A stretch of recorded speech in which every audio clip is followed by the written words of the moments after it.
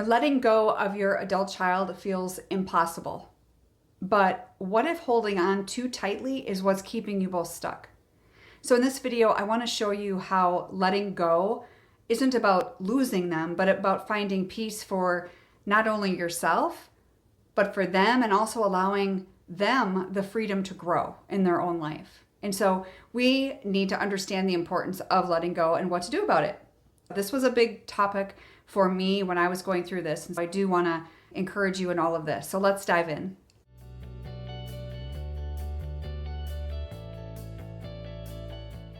Number one is recognizing your role as a parent. Everyone has a different opinion on how we should be parenting, how we should have parented, or what we should be doing now as adults. But as your child does become an adult, your role should shift. It should naturally shift. Because when they were young, you were their protector, you were guiding them as you should have, and sheltering them from different challenges or things that come their way.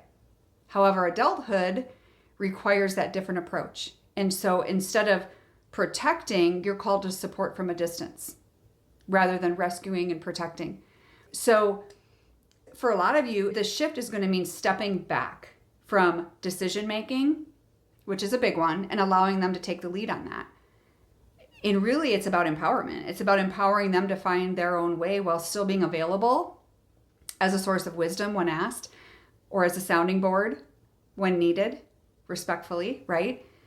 And once you recognize this change as a mom, it can prevent so much conflict, and it can also help build that more mature relationship versus the mother-child relationship, and have more of a pure, mature relationship, which I know ultimately that's what you all want. You want the authentic relationship. That's what we're all striving for. Number two is balancing support of them with independence. So how do you balance between those two? It can be tricky sometimes, but that again, that's that key to maintaining a healthy relationship. When we become over-involved, that can lead to resentment or a lack of personal growth on their part, and sometimes even yours. While if you flip it, under-involvement can make your child feel abandoned. So where's that happy medium, right? So to strike that balance, what if you only offered advice when asked and encourage them to solve their own problems? Put it back in their court. Show them that you're there when they really need you, but trust that they have that ability to handle life's challenges, because they're going to need that ability, right? You're not always going to be there. And it is a delicate balance, but you can foster that respect in the relationship while giving them their independence. Number three is coping with emotional challenges. Both of you are going to need this. Letting go of your child, when they step into adulthood, it brings up a lot of strong feelings for moms of loss, of anxiety, or even guilt. While some of these emotions are supernatural, we have to process them. And once we do that, we can be on our way to a healthier relationship on our side. One thing that helps sometimes is journaling. A lot of people love to journal because it can help you articulate and release those feelings that you're holding on to and just get them out of your head. No one needs to read it. Talking to people, talking to someone who can provide guidance in a safe space, right? Which is what I do with my moms. Joining a community of other moms who are going through similar experiences, that can offer you comfort. You need to know you're not alone, bottom line. Because self-care during this transition is so crucial, so crucial. So I want to ask you, are you ready to take that next step? If you think you are ready to take that next step in taking care of yourself during this time, the most difficult time of your life, most likely, if you're looking for a lifeline and if you are committed to finding peace and support, then let's explore how I can help. So you can book a discovery call with me where we'll focus on your needs, your journey, and how coaching can provide that support that you deserve. But this call is for moms only who are ready to prioritize their well-being and embrace personal growth. This is not a one-sided relationship, and so we both need to grow. So if you are ready to invest in yourself, click the link below in the pinned comment and in the description to schedule your call with me today. Number 4 is building trust in your adult child. This is a big one. And trust is foundational in any relationship. We all know that. But we forget that we need to trust our children. And they need to be able to trust us. And so as they make their way through life, we have to believe in their ability to navigate these challenges, even if their path is different than what you envisioned as a mom. And this happens a lot.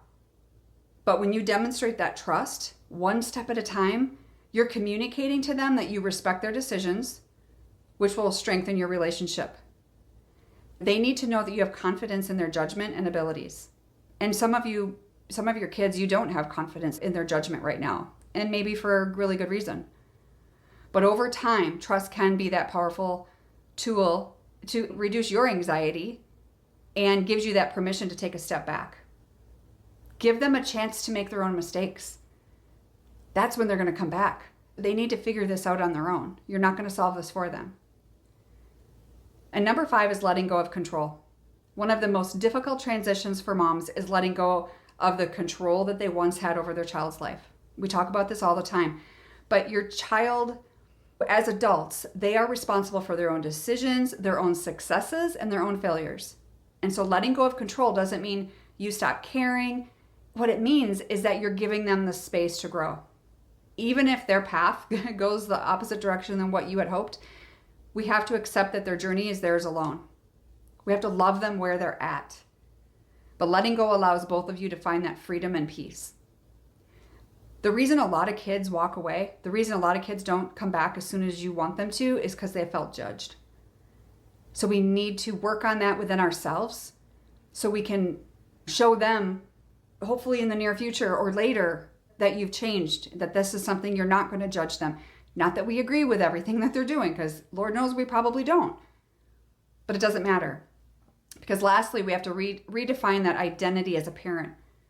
Because when your child no longer needs you in the same way, it can feel like you're losing a core part of your identity. But this new phase of life is for you to redefine yourself, to rediscover some passions, and personal growth. Those are 3 big ones.